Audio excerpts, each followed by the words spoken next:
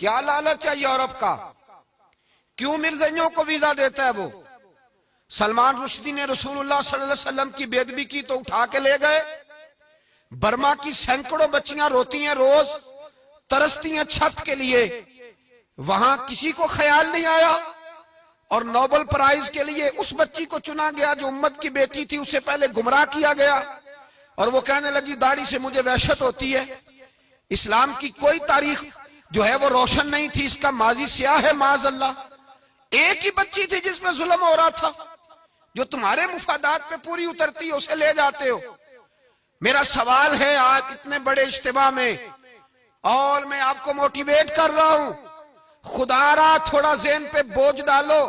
ایک be be Asiya مسیح جس نے کہا کہ مسلمانوں کے نبی نے معاذ اللہ دولت کے لیے حضرت ختیجہ سے نکاح کیا، معاذ اللہ اتنی بڑی اس نے بے ادبی کی، اور پھر اس نے جا کے کورٹ میں مانا کہ میں نے بے ادبی کی، پھر جب کورٹ میں تسلیم کیا تو اسے سزائے موت ہوئی۔ پھر پنجاب کے گورنر کی ڈیوٹی یورپ نے لگائی، وہ اس کا حمایتی بن کے چلا گیا، اس بی بی کو سزائے موت آئین پاکستان کے تحت پاکستان کے ججوں نے سنائی، اور جب گورنر چلا گیا حمایت کے لیے، اور اس نے جا کے کہا کہ جس قانون نے اسے سزا دی ہے وہ قانون کالا ہے، ناموس رسالت کا قانون بدل دینا چاہیے، اس گورنر کو ایک عاشق کے رسول نے 27 گولیاں مار کے قتل کر دیا۔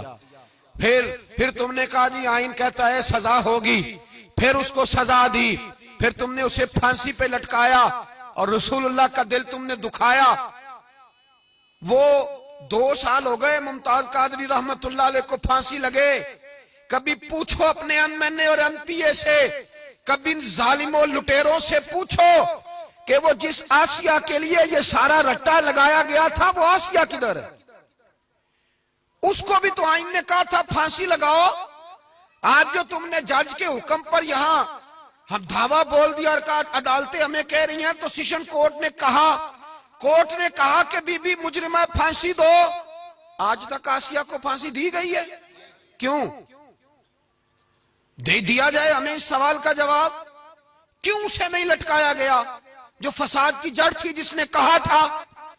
پھر بھی ان حکمرانوں کی گود میں بیٹھو گے، پھر بھی ان کے ساتھ اظہار ہمدردی کرو گے؟ دوستی قاتل سے بھی اور مقتول سے یارانہ بھی۔ یہ بتا حشر میں کس سے محبت کا صلہ مانگے گا، کس کے پاس جا کے کھڑا ہوگا؟ ان ظالموں کے ساتھ، ان لٹیروں کے ساتھ۔ اور کوئی ہمیں یہ نہ سمجھے کہ ہم اس لیگ کے مخالف ہیں تو کسی اور کے ہم سپورٹر ہیں۔ 3 حلقوں کے لیے تو تم بیٹھے رہے کئی مہینے، اور وہ جو زبان تم نے استعمال کی وہ بھی زمانہ جانتا تھا، جو تمہارا لب و لہجہ تھا، اور آج ختم نبوت کی بات آئی تو تمہیں شرم ہی نہیں آئی؟ آج نکلنا چاہیے تھا، میدان میں آنا چاہیے تھا، اور تمہارے پالتو لوگوں نے بیٹھ کر کے اس قدر زیادہ غلیظ گفتگو کی۔ یہ سارے اس حمام میں ایک جیسے ہیں، ان کے چہرے بدلتے ہیں لیکن ان کے پیچھے کردار وہی رہتا ہے۔ اب بس کر دو، جو ان کے نعرے لگاتا ہے وہ بہت بڑا ظالم جابر ہے جو ان کو سپورٹ کرتا ہے۔